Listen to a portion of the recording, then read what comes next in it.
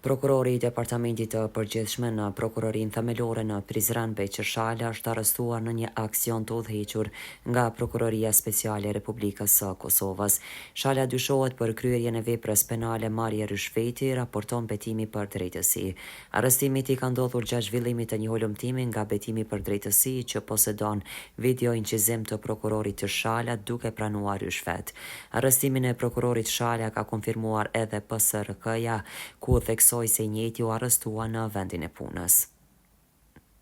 Me urdhër të Prokurorisë Speciale të Republikës së Kosovës, hetuesit policor nga Drejtoria për hetimin e krimit të organizuar dhe krimeve të rënda në Policinë e Kosovës, në bashkëpunim me kryeprokurorin e Prokurorisë Themelore në Prizren, kanë arrestuar BSH në dyshimin se ka kryer veprën penale marrja e rishfetit. I dyshuari BSH, prokuror në Prokurorinë Themelore të Prizrenit, është arrestuar në vendin e punës, thuhet në njoftim.